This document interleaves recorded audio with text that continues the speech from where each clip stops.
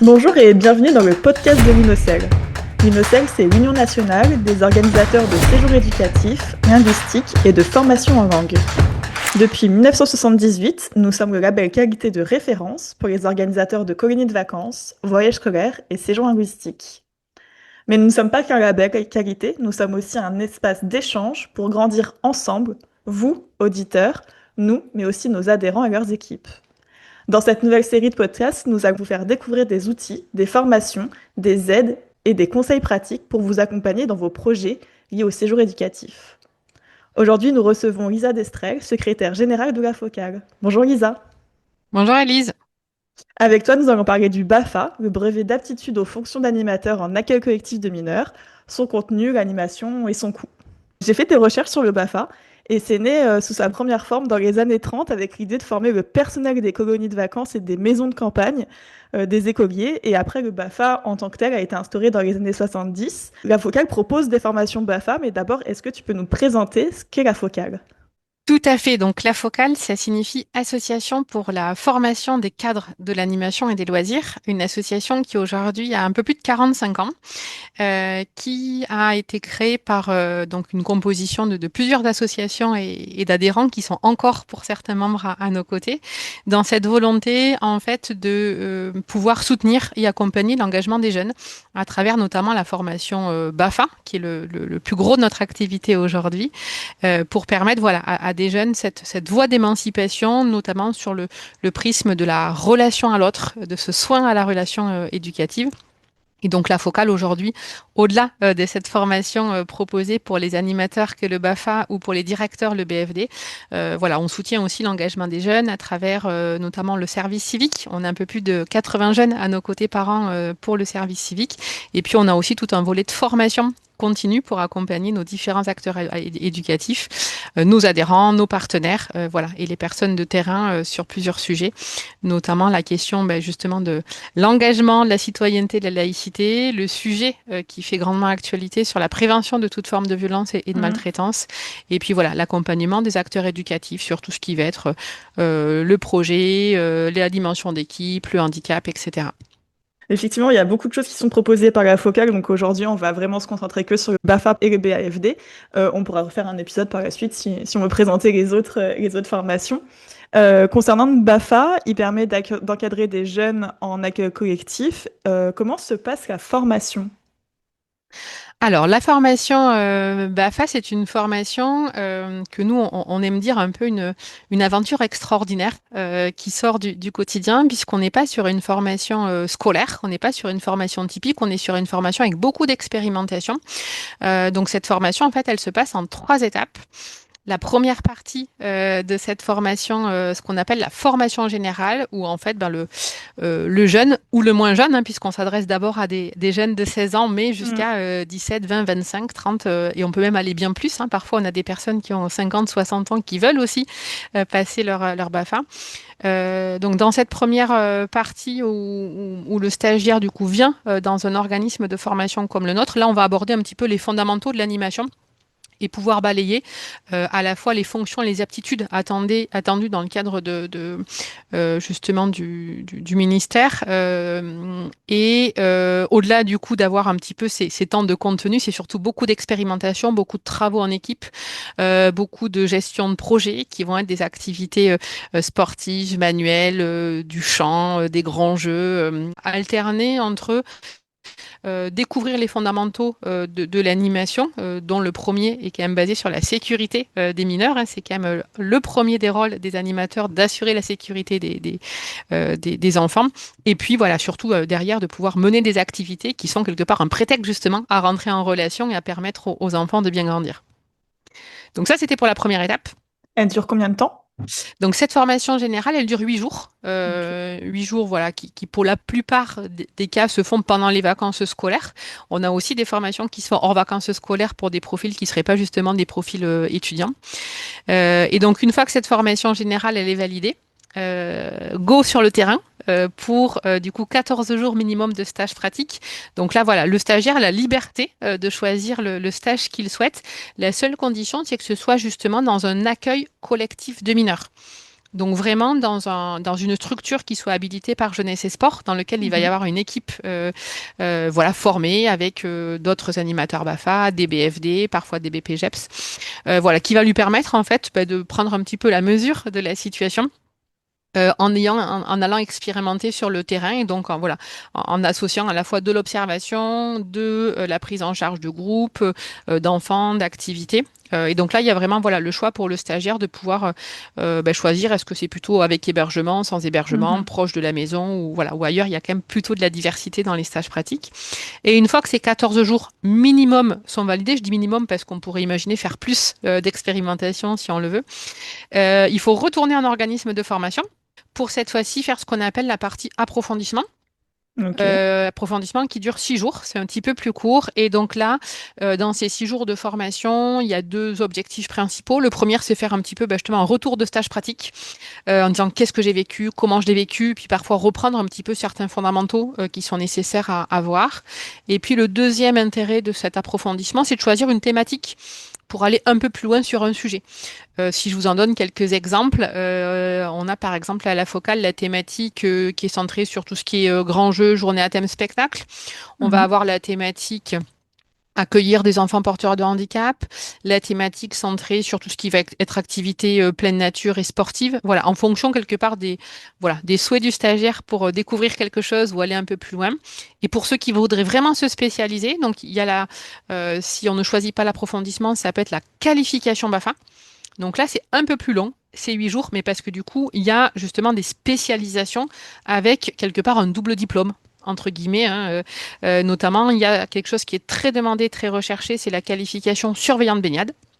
Ok. Ce qui veut dire que pendant ces 8 jours, il y a des exercices en piscine, il y a voilà ce passage d'examen de surveillant de baignade qui permet ensuite, notamment dans les séjours de vacances, bah, d'être cet animateur qualifié dans l'équipe, hein, Mhm. celui qui va avoir cette responsabilité de gérer la baignade.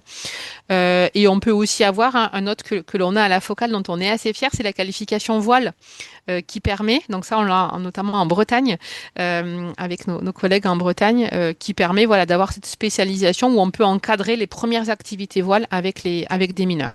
Et assistant sanitaire, du coup, c'est une qualification aussi. Alors, assistant sanitaire, c'est juste un approfondissement. D'accord. Donc, Ok. ça dure 6 jours, voilà. Et donc, il faut que le stagiaire soit avant son approfondissement, soit après son approfondissement. Et en plus, s'il veut encadrer, notamment dans tout ce qui est séjour de vacances, il faut qu'il puisse passer sa formation PSC au premier secours, en fait. Ok. Tu l'as dit, le BAFA, depuis 2022, maintenant, il est accessible aux jeunes de 16 ans. Donc là, tu as parlé de la formation générale qui dure 8 jours, après 14 jours de stage pratique minimum, et après la phase 3, 6 à 8 jours. Donc combien dure le temps le parcours complet de formation? On peut dire que ça se fait sur une année complète?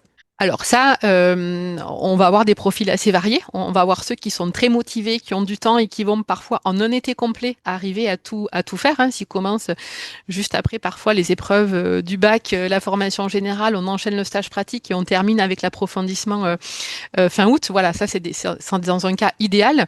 Mhm. Effectivement, après en moyenne, c'est entre un an et demi. Il faut quand même avoir la petite attention en fait que il y a quand même un rythme à respecter hein, qui est demandé par Jeunesse et Sport. En fait, la formation, elle peut pas dépasser les 30 mois maximum.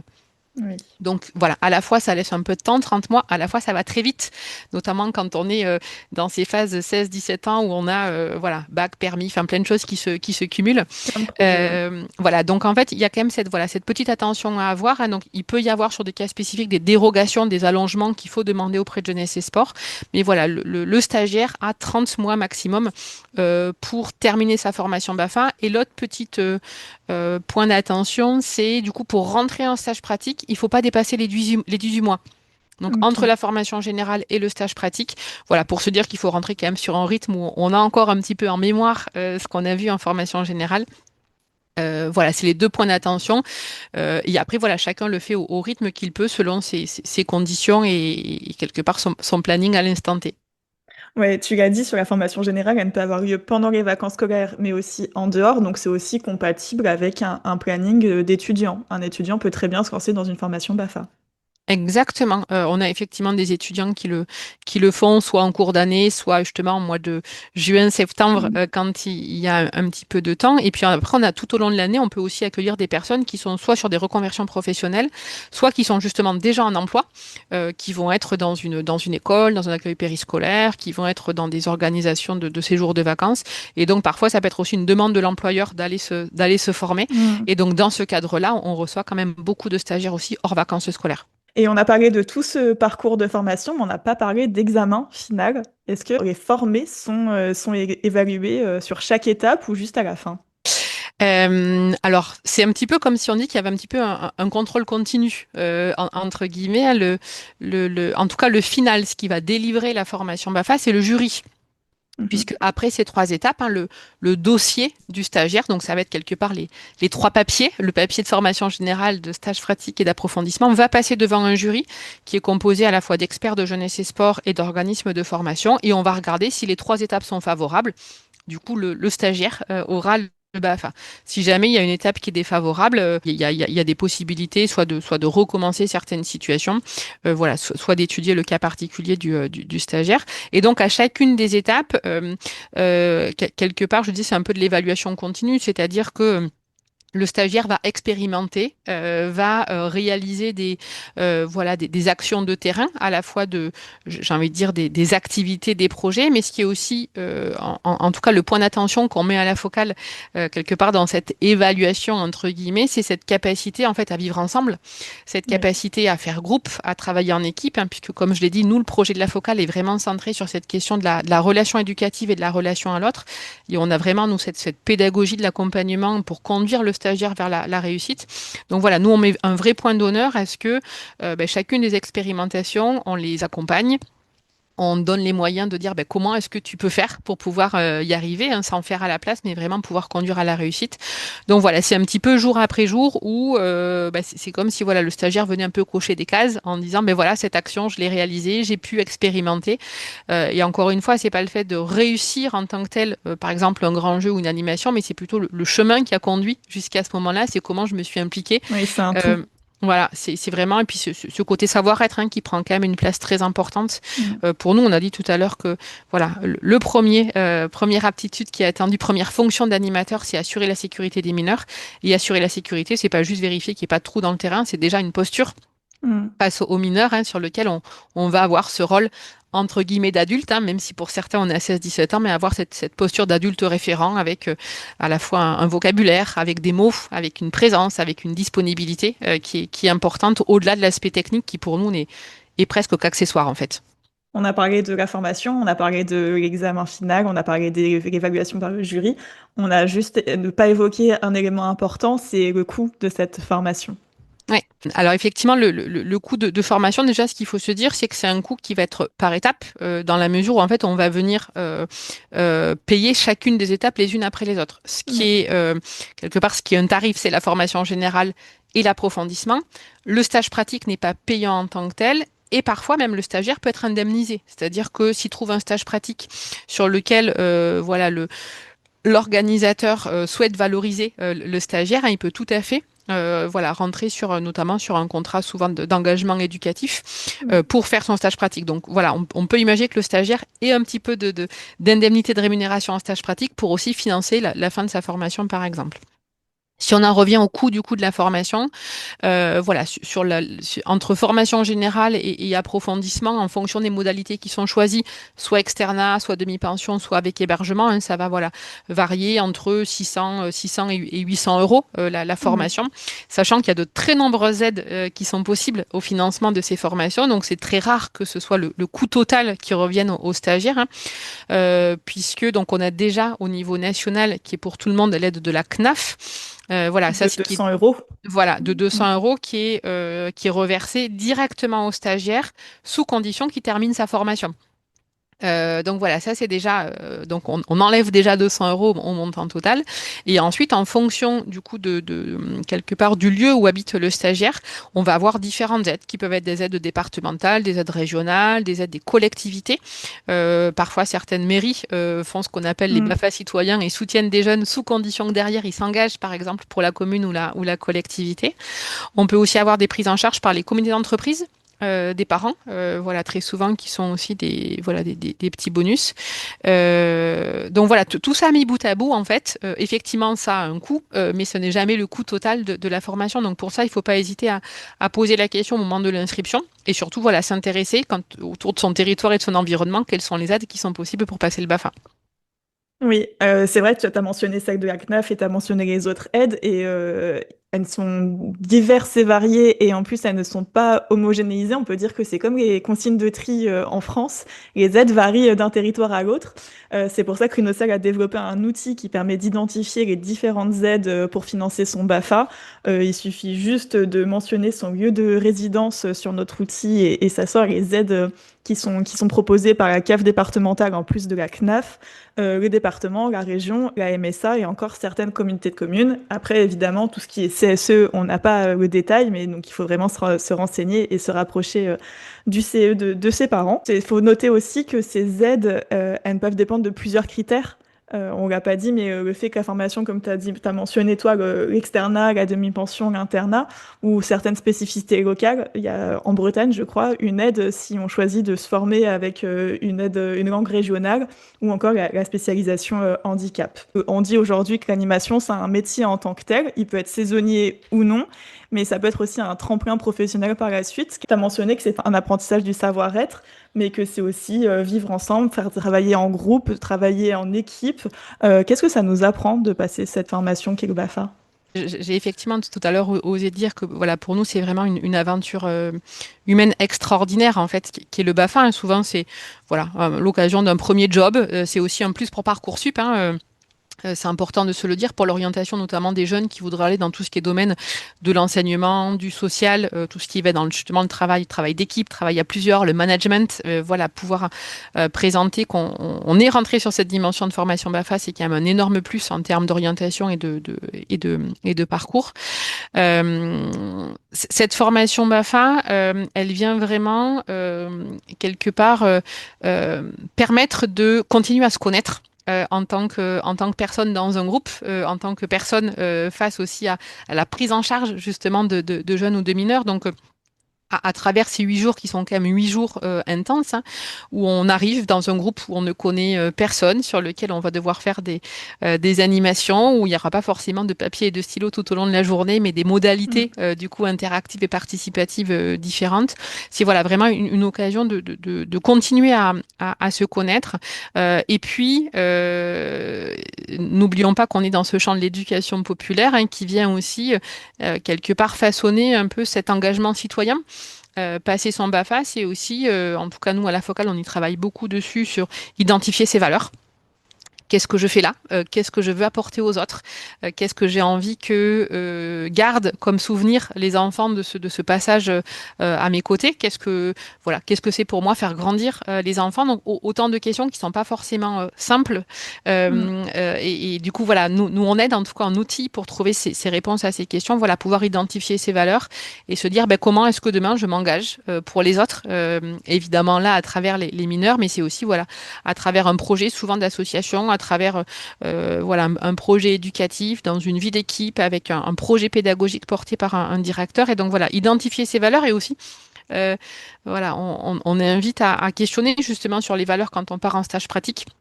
Voilà, Mm. poser des questions pour être sûr que bah, le projet corresponde à ce qu'on a aussi envie de De vivre. transmettre. Donc voilà, il y a vraiment cette question le BAFA permet de mieux se connaître en tant que personne, permet de soutenir cet engagement citoyen et avoir envie d'aller un petit peu plus loin.